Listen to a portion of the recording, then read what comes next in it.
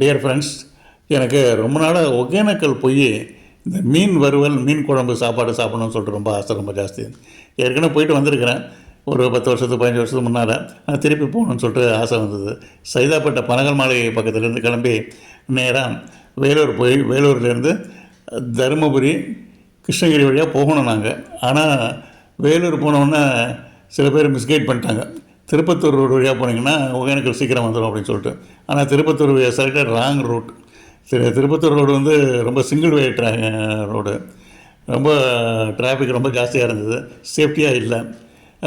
அப்படி இருந்தாலும் நாங்கள் வந்து ராத்திரி காலையில் இங்கேருந்து சென்னையிலேருந்து காலையில் 10 மணிக்கு கிளம்பி அங்கே ஒகேனக்கல் வந்து சாயங்காலம் ஒரு 7 மணிக்கு போய் சேர்ந்தோம். இந்த பக்கம் கிருஷ்ணகிரி ரூட்டு தருமபுரி, அந்த கிருஷ்ணகிரி தருமபுரி ரூட் வந்து 2 வே டிராஃபிக் ரோடு அது. அதில் வந்து தான் கொஞ்சம் சீக்கிரம் வந்துருக்கலாம். முதல் நாள் நைட்டு லாட்ஜெல்லாம் தங்கிட்டு மறுநாள் காலையில் மீன் சாப்பிட்ற வேட்டைக்கு கிளம்பியாச்சு. ஒகேனக்கல் வரவேற்கிறது. Tamil Nadu tourism development corporation hotels எல்லாம் இருக்குது இங்கே நிறையா. அவங்களுக்கு வந்து இந்த பரிசலுக்கு நீர்வீழ்ச்சிக்கெல்லாம் போகணுன்னா அங்கே வந்து அமௌண்ட்டு பே பண்ணிவிட்டு தான், செக் போஸ்ட்டில் அமௌண்ட் பே பண்ணி தான் போகணும். எங்கே பார்த்தாலும் இந்த மீன் வறுவல் கடைக்கு தான், மீன் கடை தான், மீன் வறுவல் கடை தான் எங்கே பார்த்தாலும். நிறைய டூரிஸ்ட் வராங்க, நிறைய டூரிஸ்ட் வந்து நிறைய சாப்பிட்றாங்க. இங்கே இருக்கிறவங்களுக்கு தொழிலே வந்து இந்த மாதிரி மீன் சமைச்சு கொடுக்குறதும், பரிசலுக்கு கொண்டு போய் கொடுக்குறதும். அடுத்தது வந்து ஃபோட்டோகிராஃபி. பரிசல் ஏறவங்களுக்கு போனால் விடவே மாட்டேன்றாங்க. பரிசல்காரங்க பின்னாலேயே துரத்திட்டே வராங்க. எங்கள் பரிசலில் வாங்க, எங்கள் பரிசல் வாங்க. இங்கே மீன் வந்து வறுவல் இந்த இடம். அவங்க காலையிலேயே வந்து ஆஃப் பாயில்டாக முதல்லையே வறுத்து வச்சிடுறாங்க மீனெல்லாம். வறுத்து வச்சு நம்ம கேட்குறப்போ சூடாக போட்டு கொடுத்துட்றாங்க. இங்கே வந்து மீன் வந்து எல்லாம் இந்த ஒகேனக்கல் இந்த காவிரி ஆற்றுல பிடிக்கிற மீன் தான் எல்லாமே கம்ப்ளீட்டாக. அதில் அனைவரும் எல்லார் வீட்லேயும் பரிசல் இருக்குது. இங்கே வீட்டில் ஒவ்வொரு வீட்லேயும் பரிசல் இருக்குது. நிறைய டூரிஸ்ட் வராங்க, நிறைய வந்துகிட்டே இருக்காங்க டூரிஸ்ட்டு. எல்லாம் மீன் சாப்பிட்ற ஆசை தான். பரிசல், நீர்வீழ்ச்சி இதுதான் முக்கியம். ஆனால் ஊர் ரொம்ப ஒரு சின்ன ஊர் தான். ஊர் ஒன்றும் பெரிய ஊருன்னு சொல்கிறதுக்கு இல்லை. ஒரு மெடிக்கல் ஷாப் கூட ஒன்றும் பெருசாக கூட ஒன்றும் இல்லை அங்கே. இது வந்து இது பேர் மூக்கு மீனுன்னு பேர். இது வந்து ஜிலேபி. எல்லாம் எங்கேயே பிடிக்கிறது, இந்த காவிரி ஆற்றுலேயே பிடிக்கிறது ஜிலேபி கண்டை. நல்லா ஃப்ரெஷ்ஷாக இருக்குது, நல்லா இருக்குது. இது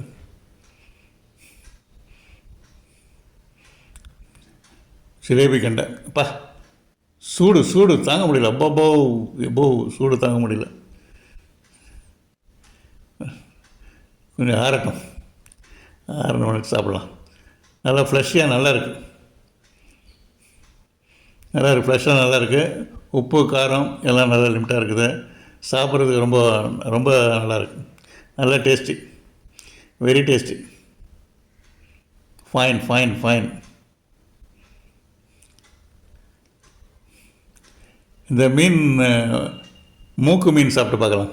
இது வந்து ரோஸ்ட்டு, நல்ல ரோஸ்ட்டு. இது நெத்திலி, பெரிய நெத்திலி மாதிரி இருக்குது. அப்படியே கிறிஸ்பியாக இருக்குது, முறுக்கு மாதிரி. அப்படியே சாப்பிட்டு வாயிலே போட்டு அரைச்சி சாப்பிட வேண்டியது தான். முள்ளுகளெல்லாம் பார்க்குறது இல்லை. எல்லாமே ரோஸ்ட் ஆகிடுது, கம்ப்ளீட்டாக ரோஸ்ட் ஆகிடுது. Very tasty. நல்ல உப்பு காரம்லாம் கரெக்டாக பக்குவமாக கரெக்டாக போட்டிருக்காங்க. மசாலாவும் கொஞ்சம் போட்டிருக்காங்க. அதில் கார்லிக் பேஸ்ட்டெல்லாம் போட்டிருக்காங்க. நல்லாயிருக்கு. It's very tasty. ஃபைன். அப்பா ஆசை தீர சாப்பிட்டோம். இது நல்லாயிருக்கு. ஜிலேபி நல்லாயிருக்கு, ஃப்ரெஷ்ஷாக இருக்குது. நல்லா ஃப்ரெஷ்ஷாக இருக்குது ஜிலேபி. Very tasty. முள்ளும் ஜாஸ்தியாக இல்லை. ஒரே முள் தான், சிங்கிள் முள். மத்தியில் இருக்கிற ஒரே முள் தான். ஃப்ரெஷ்ஷாக இருக்குது, நல்லா இருக்குது.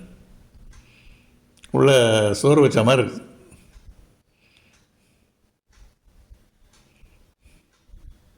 காலையில் டிஃபனே இதுதான் இன்றைக்கி.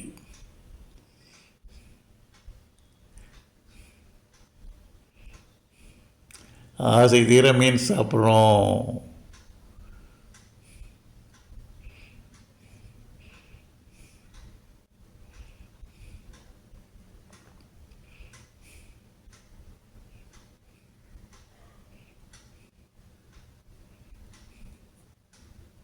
Very fine, very fine.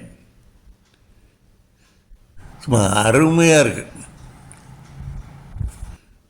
பிரமாதம். நல்லா டேஸ்ட்டாக பண்ணியிருக்காங்க, நல்லா பண்ணியிருக்காங்க.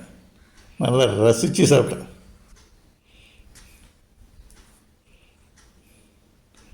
மூக்கு மீன் நல்லா அப்படியே ரோஸ்ட் கடிக்க அப்படியே பூரா இருக்கு.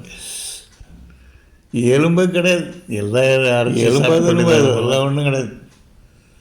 எல்லாம் முறுக்கு மாதிரி எல்லாம் சாப்பிட்டு உள்ள தள்ள வேண்டியது தான். நல்லா கிறிஸ்பியாக இருக்குது, நல்லாயிருக்கு. சுதிர மீன் சாப்பிட்டேங்க. இங்கே குரங்குங்க தான் சுற்றிட்டே இருக்குது. அது பாட்டுக்கு போயிட்டே இருக்குது. ஆனால் அதை நம்மளை கவனிக்கலாம் நினச்சிட்டு இருக்கோம். அது நம்மளை தான் கவனிச்சிக்கிட்டே இருக்குது. கொஞ்சம் ஏமாந்தால் போதும், டக்குன்னு பண்ணிட்டு போயிடுது. ஒன்றும் தெரியாத மாதிரி போகுது. ஆனால் நிறையா கூட்டம் வந்துக்கிட்டே இருக்குங்க. டூரிஸ்ட்டு நிறைய பேர் வந்துகிட்டே இருக்கிறாங்க. அதுவும் சாட்டர்டே சண்டே நிறைய டூரிஸ்ட்டு பஸ்ஸெல்லாம் நிறையா வந்திருக்கு. கூட்டம் வந்துக்கிட்டே இருக்குது. சரி, இப்போ மீன் வறுவல் சாப்பிட்டாச்சு, அடுத்தது மீன் குழம்பு சாதம் சாப்பிட்ணும். இந்த ஹோட்டலில் கொஞ்சம் குழம்பு சாதம் இருக்குதுன்னு சொன்னாங்க. மீன் தலை குழம்பு சாதம். இது வந்து 40 ரூபா இந்த சாப்பாடு. இதே 70 ரூபாய்க்கு சாப்பாடு இருக்குன்னு சாதம் கொஞ்சம் ஜாஸ்தியாக இருக்கும். இது மீன் தலை குழம்பு. இதை டேஸ்ட் பண்ணி பார்க்கலாமா? இப்படி சாப்பிடலாமா?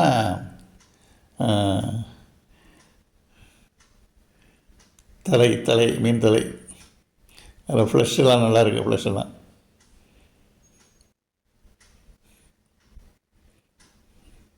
நல்லா டேஸ்ட்டாக இருக்குது. ஆனால் கொஞ்சம் மீன் குழம்பு தான் கொஞ்சம் கசப்பாக இருக்குது. அந்த மாதிரி செய்யிருக்காங்கன்னு தெரியல. குழம்பு கசப்பாக இருக்குது. இங்கே வந்து இது நண்டு, சின்ன நண்டு ரோஸ்ட்டு கிடச்சிது. இங்கே 65 ரோஸ்ட் மாதிரி சின்ன நண்டு ரோஸ்ட்டு. அது முள் அந்த ஓடெல்லாம் கிடையாது. அதெல்லாம் அடிச்சு பிடிச்சி ஒரே இடம் முறுக்கு மாதிரி சாப்பிட வேண்டியது தான் எல்லாத்தையும். ரொம்ப சாப்பிட்டா தான் இருக்குது. நண்டு நல்லா சாப்பிட்டா இருக்கு. ஆனால் கொஞ்சம் உப்பு கொஞ்சம் ஜாஸ்தி போட்டுடுறாங்க இந்த ரோஸ்ட்டில். உப்பு தான் நிறையா இருக்குது, சாப்பிட முடியல. சாதம் அப்படியே வச்சுட்டேன். ஏன்னா குழம்பு வந்து ஒரே கசப்பாக இருந்ததுனால வேணாம்னு சொல்லிட்டு வச்சாச்சு. ஓகே, இன்று முதல் நாள் வேட்டை முடிந்தது, மீன் வேட்டை. இன்றைக்கு மறுநாள் வெளியில் கிளம்பியாச்சு. இன்றைக்கி வந்து மீன் மார்க்கெட்டில் மீன் வாங்கி யார்கிட்டாவது கொடுத்து சமைச்சு, அங்கே இருக்கிற பெண்கள்லாம் நிறைய பேர் இருக்கிறாங்க, சமைக்கிறதுக்கு நிறைய பேர் இருக்காங்க, அவங்ககிட்ட கொடுத்து அதை சமையல் பண்ணி இன்றைக்கி சாப்பிட்ணும். அதுக்கு முன்னால் கார்லேயே அப்படியே வண்டியிலே உட்காந்து அந்த ஒகேனக்கல் காவிரி ஆறை கொஞ்சம் பார்க்கலான்னு சொல்லிட்டு போனோம். ஒகேனக்கல் காவிரி ஆறு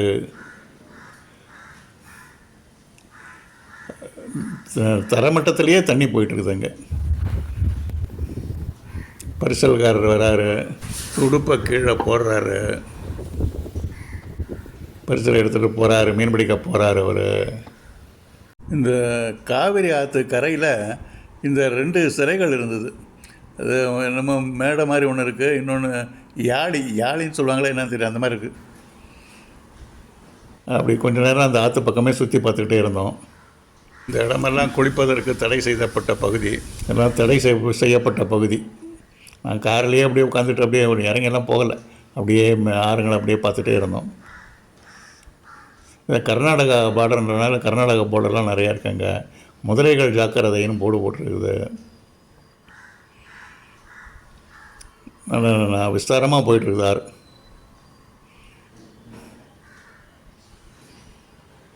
இல்லை, இங்கே கூட டூரிஸ்ட்டு வந்து அப்படி வெளியே பார்த்துட்ருக்காங்க. சரி, மீன் கடைக்கு போகலாம், மீன் வாங்கிட்டோம், அதை வெட்டுறதுக்கு கொடுக்கணும். இப்போது மீன் வாங்கியாச்சு, மீன் கட் பண்ணுறதுக்கு கொடுக்கணும். வெட்டுறாரு, மீன் கொடுத்தாச்சு, மீன் வெட்டுறோம். இந்த மீன் பேர் கல்பாத்தி, நல்ல புதிய மீன்.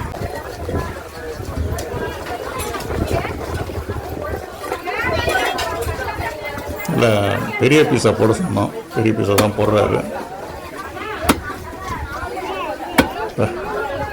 நல்ல ஃப்ரெஷ்ஷு ஃபிஷ்ஷு.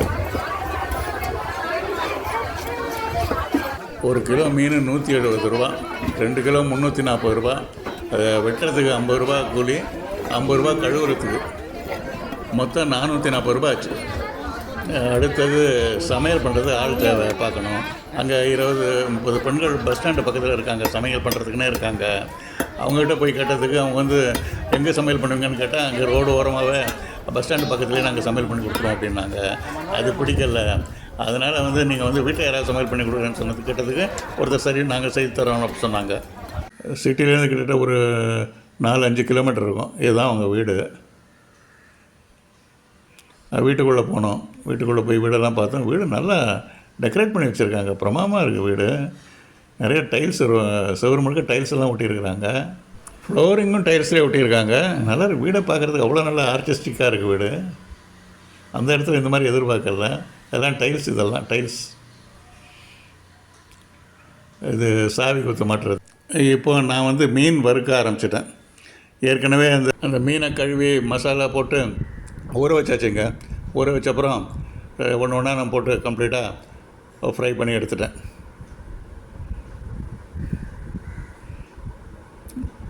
இல்லை இந்த ஸ்டவ்வு நம்ம எடுத்துகிட்டு போன ஸ்டவ் தான் இது. பாத்திரம் மாத்திரம் அவங்ககிட்டேருந்து வாங்கிட்டேன். பாத்திரம் அவங்க கொடுத்தாங்க. இல்லை ஒன்று ஒன்றா ஃப்ரை பண்ணி எடுத்துட்டாங்க கம்ப்ளீட்டாக.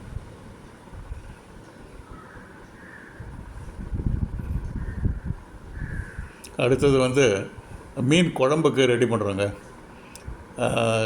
கடாய் அடுப்பில் போட்டு எண்ணெயை ஊற்றிட்டு பெரிய வெங்காயம், சின்ன வெங்காயம் எல்லாம் சேர்ந்து அதை முதல்ல வதக்கிட்டு, அப்புறம் பூண்டு போட்டு வதக்கிட்டு, அப்புறம் கருவேப்பிலை போட்டு தக்காளி போட்டோங்க.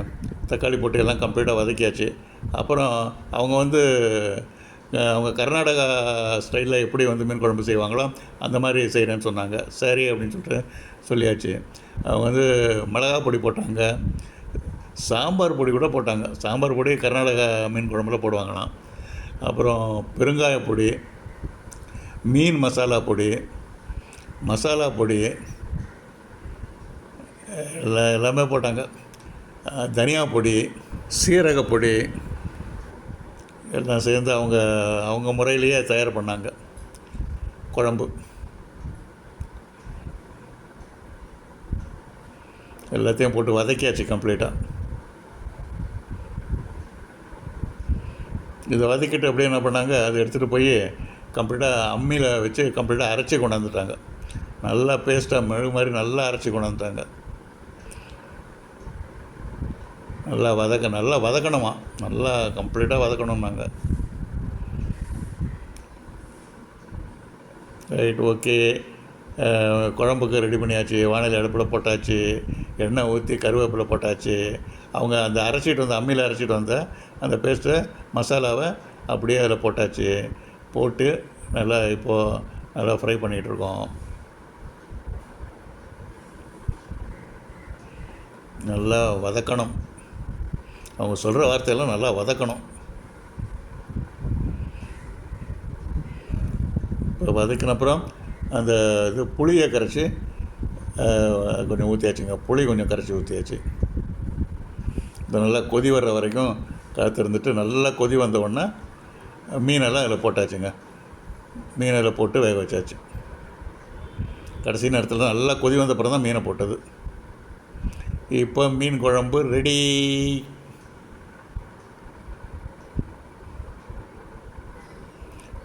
அவங்க வீட்டில் களி வச்சுருந்தாங்க. களியும் காலையில் வச்சுருந்தாங்க. அந்த களியை தொட்டுக்கிட்டு சாப்பிட்டா நல்லாயிருக்கும்னு சொன்னாங்க. அதுதான் கேழ்வரகு களி வச்சுட்டு மீன் குழம்பு வச்சுட்டு தொட்டுக்கிட்டு சாப்பிட்டாங்க. நல்லா இருந்தது. டேஸ்ட் நல்லா தான் இருந்தது. மீன் சூடு. ஐயோ, கொஞ்சம் வெயிட் பண்ணோம். சூடாக இருக்குது மீன் நல்லா வெந்திருந்தது. ஏன்னா களிக்கும் மீன் குழம்புக்கும் நல்லா இருந்தது. நல்லா டேஸ்ட்டாக ஒரு டேஸ்ட்டாக இருந்தது. கேழ்வரகு களி சாப்பிட்டாச்சு. அடுத்தது மீன் சாப்பிட்லாம். ஃபைன் நல்லாவே இருக்குது.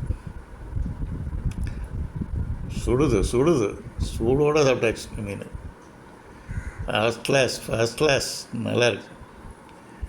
அருமையாக இருக்குது மீன். அடுத்தது மீதி இருந்ததெல்லாம் ஹோட்டலுக்கு கொண்டாந்து வச்சுங்க. ரூமில் தங்கியிருந்த கொண்டாந்து வச்சு